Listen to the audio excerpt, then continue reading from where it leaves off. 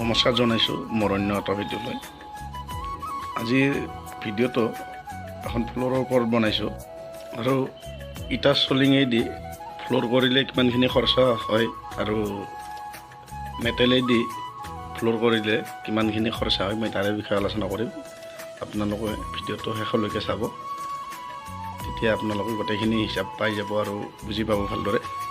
আৰু মই যিটো ৰুম চলিং কৰি আছোঁ এই ৰুমটো 14x14 হয় আৰু তাৰে ওচৰত এখন 4 ফুটৰ বাৰাণ্ডা আছে।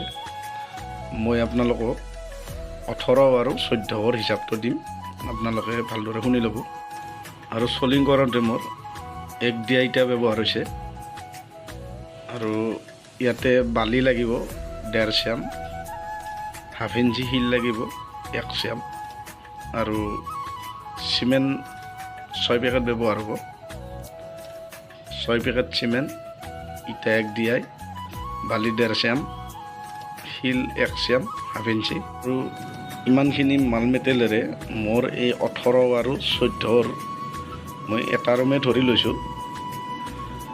এই 18 আৰু 14 ৰুমটো মোৰ ক্লিয়াৰ হ'ব। আৰু ইয়াতে মই দামটো কৈ দিছোঁ আপোনালোকক। ইটা 1 দিয়াই আপোনাৰ 4,000 টকা, চিমেণ্ট 6 পেকেটত 2700 টকা, শিল 1 চাম 2000 টকা ধৰিছোঁ মই ইয়াতে, বালি 1500 টকা। আৰু ইয়াত পোক মাৰিবৰ কাৰণে 200 টকা মই ঔষধত ধৰিছোঁ আৰু লগতে মই ইয়াত মিস্ত্ৰীৰ মজুৰিটো ধৰি দিছোঁ আপোনালোকক সুবিধাৰ কাৰণে। ইয়াতে মিস্ত্ৰী মজুৰি মই 5,040 টকা হৈছে, মই 5,000 টকা ধৰিছোঁ আৰু গোটেইখিনি মিলাই 15,400 টকা হৈছে। আৰু ইটা চলিঙেদি কৰিলে ইমানখিনি টকাত হৈ যায়। যদি আপোনালোকে শিলৰ চলিং কৰিব বিচাৰে, শিলৰ চলিং কৰিলে ইয়াত 8,000 টকা খৰচা বেছি আহে। আৰু কিহৰ কাৰণে 8,000 টকা বেছি আহে মই আপোনালোকক কৈ দিছোঁ। আপোনালোকৰ 6 পেকেট চিমেণ্টেদি ইটা চলিঙৰ কামটোত হৈ যায় গোটেইখিনি ফ্ল'ৰলৈকে, খোলা মাৰালৈকে। আৰু যদি আপোনালোকে মেটেলেদি চলিংটো কৰিব বিচাৰে তেতিয়াহ'লে আপোনাৰ বালি 3 চাম লাগিব আৰু শিলটো ইয়াতে 2 চাম ধৰি ল'ব লাগিব। গতিকে এনেকৈ চিমেণ্ট, বালি আৰু শিল এনেকৈ বহুতখিনি বেছি যায়। আৰু মিস্ত্ৰীৰ মজুৰিটো ইয়াত কুটি অলপ বেছি হ'ব, মই ইয়াত 5,000 টকা ধৰিছোঁ। আৰু শিলৰ চলিঙেদি কৰিলে আপোনাৰ মিস্ত্ৰীৰ মজুৰিটোও বেছি হৈ যাব। গতিকে টোটেলত 8,000 টকা বেছি আহে। আৰু এইটো আপোনালোকে চিন্তা কৰি ল'ব, আপোনালোকে ইটাইদি কৰিব বিচাৰে নে মেটেলেদি কৰিব বিচাৰে।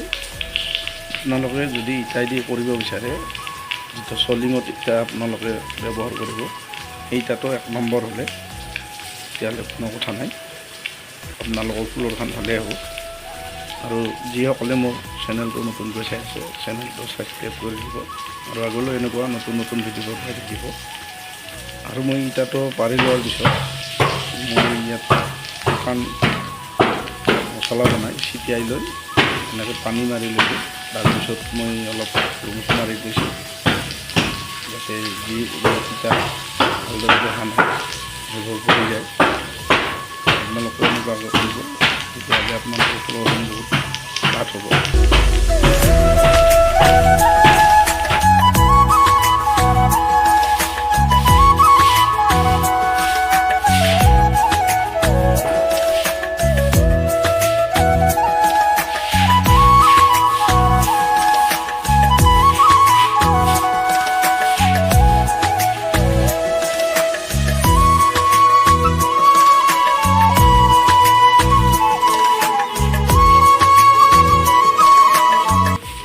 ধন্যবাদ জনাইছোঁ ভিডিঅ'টো শেষলৈ চোৱাৰ বাবে।